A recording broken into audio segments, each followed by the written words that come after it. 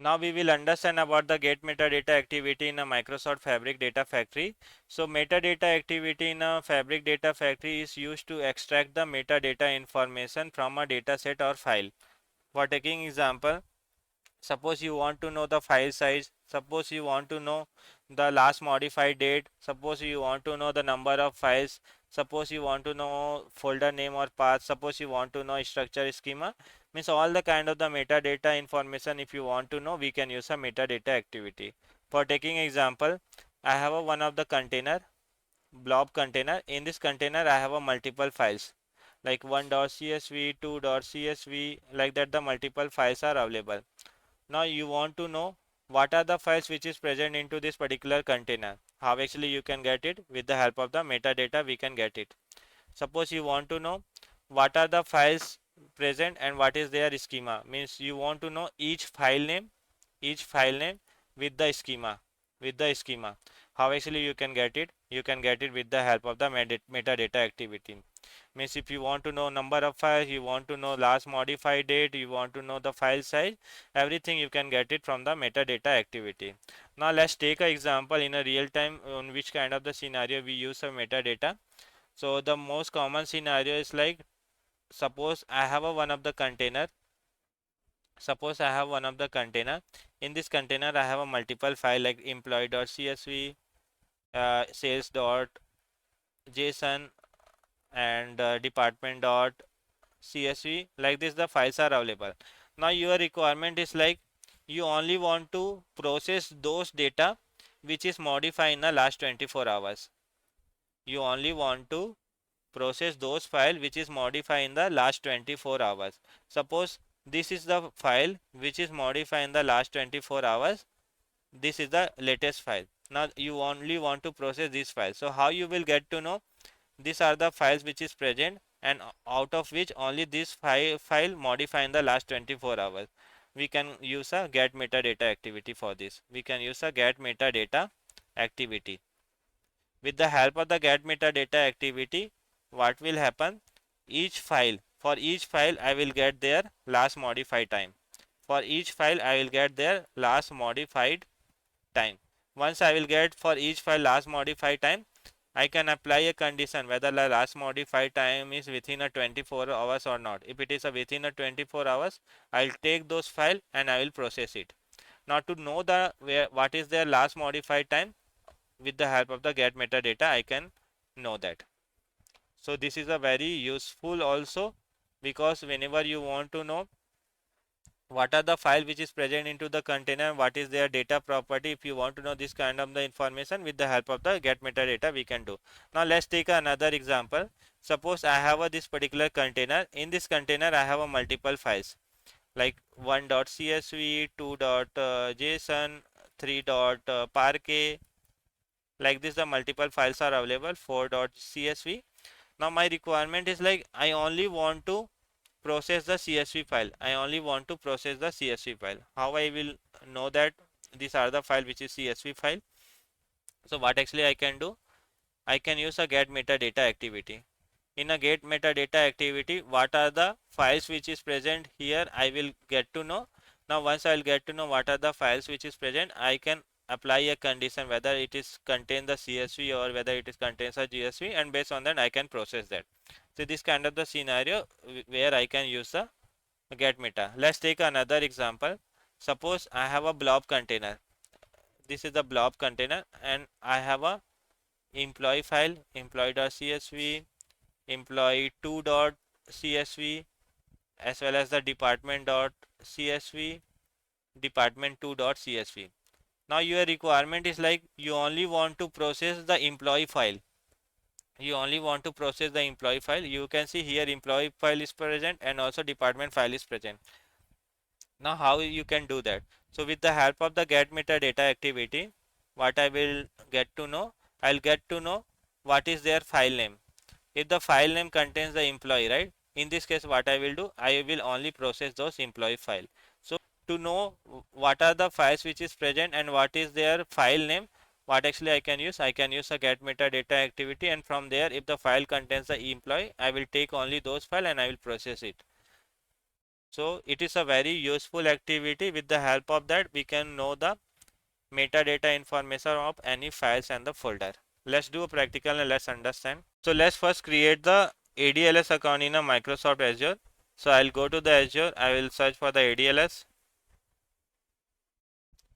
Create a storage account first. Click on the create.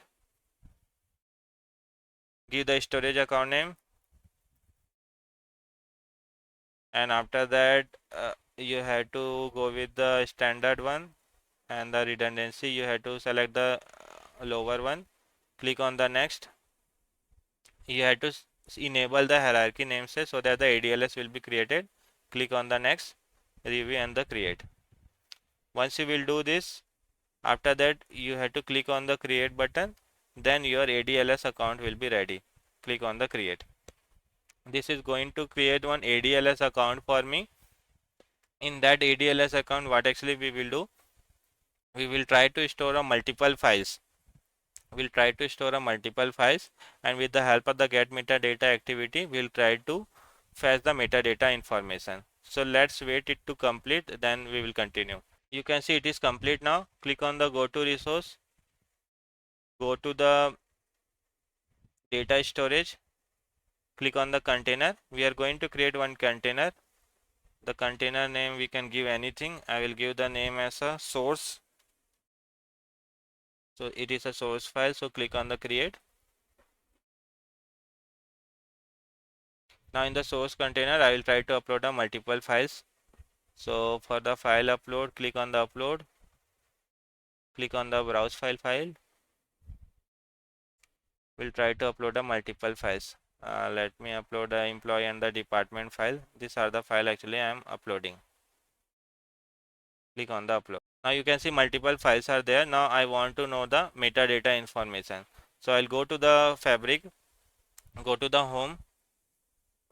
First click on the workspace. Now this is the workspace we have created, right? In this workspace, what actually we are going to do, we are going to create a pipeline. Click on the new, click on the data pipeline, pipeline file. Now we are going to do a metadata activity. So go to the activity tab. Now you can see we have one option get metadata. Now in a triple dot also if you select, you will see a get metadata activity. So select that. Once you select the get metadata activity, right? Now you have to go into the setting, because the first tab you only have to give the basic information. Go to the setting tab. Now in setting tab, first you have to mention the connection. So let me go to the more. Our source file is available in a ADLS account, right? So search for the Azure Data Lake Gen2. This is the Gen2. After that, we have to pass the URL. Now we have to connect to the ADLS account. So if you want to connect with the ADLS account, you should have passed the URL and all, so that we will be able to make a connection. So how actually you can do? First you have to come to the storage account. So this is the storage account we have created, right? Come here. Now in the bottom you will see in a bottom in a setting option, you have to click on the setting. Under this setting you will see endpoints. So this particular endpoint, data lake storage. So for data lake storage, this is the endpoint. Select this. Once you will select that, pass here. Now after that, what you have to do, create a new connection. Click on the create a new connection. Once you will click on the create a new connection, you have to give the connection name. You can give any name. I will give the connection name as a ADLS something. After that, authentication kind. So with this information only, if you will try to connect, right, it will throw you error. It will throw you error because we are in a fabric and we want to connect with the ADLS. So you can see invalid credential. So in authentication, we are going to pass a account key. As of now, we are doing a practical, so our main goal is to just connect. So we are using a account key and this particular URL. So in account key, how you will get it? In a security and a networking, click on the security and the networking. You will see access key. Click any one of them, copy this, go here, account key. Click on the connect. You can see I am able to connect. Now if you want to know the file path, right, search for the file, go to the browse.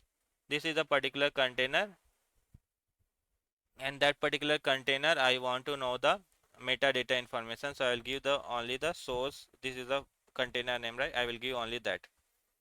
File format, my file format is in delimited text CSV, right? So I will mention that. Now after that, this is the important, the field list. What kind of the metadata information you want to know, that you have to select.